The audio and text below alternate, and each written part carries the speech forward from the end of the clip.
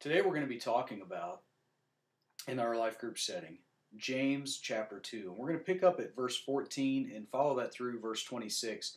And it's interesting because in these particular verses, it is as if James is issuing the litmus test, if you will. He's issuing the challenge of, what's your faith based on? Is it based on an intellectual concept, or is it based on a practical application? Because the two cannot be divorced from each other.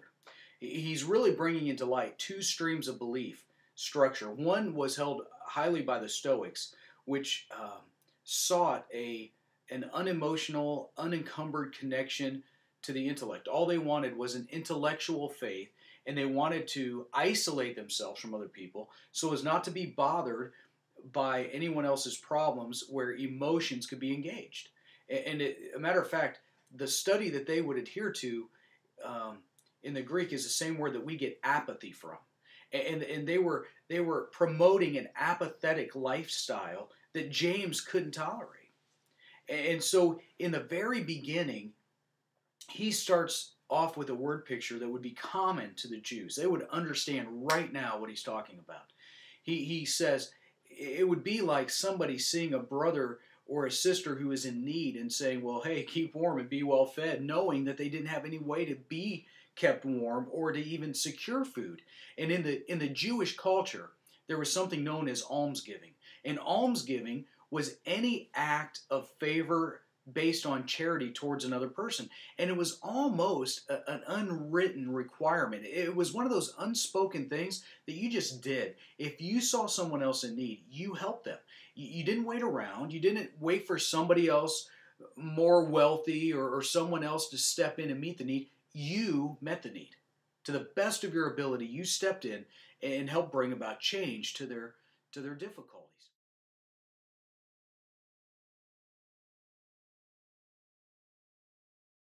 And so James is saying, faith without evidence, faith without works, really is dead. It's useless. It's not of value. Intellectual faith alone, which in no way brings about practical engagement of your life, isn't what God is looking for. That's what James talks about. And some would argue and say, really, James is in conflict with Paul, the Apostle Paul, who said we're justified by faith alone. And he references that throughout the book of Romans and in a few other places. But truthfully, that's a misunderstanding.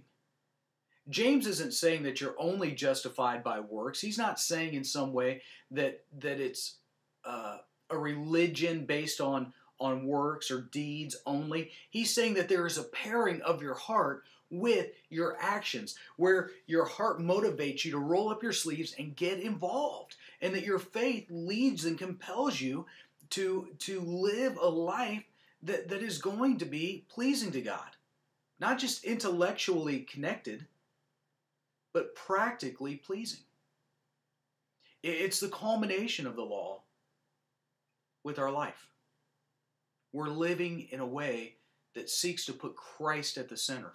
I love what Dietrich Bonhoeffer said. He said we need a new kind of Christianity, one with Christ at the center. And I believe that's at the heart of what James is writing. It seems to be exactly what James is speaking towards.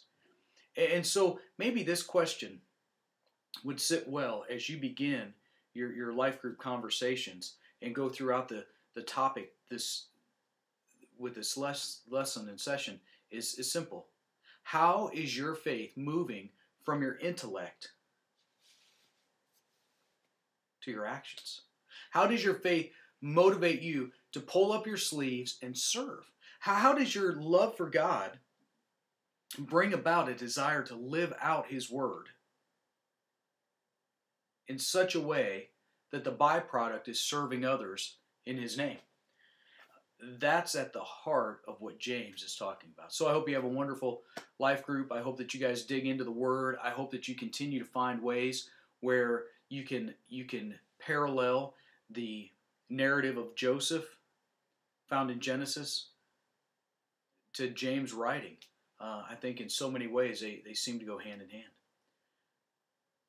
May God bless you as you continue on, and I hope you have a profitable time in your life groups.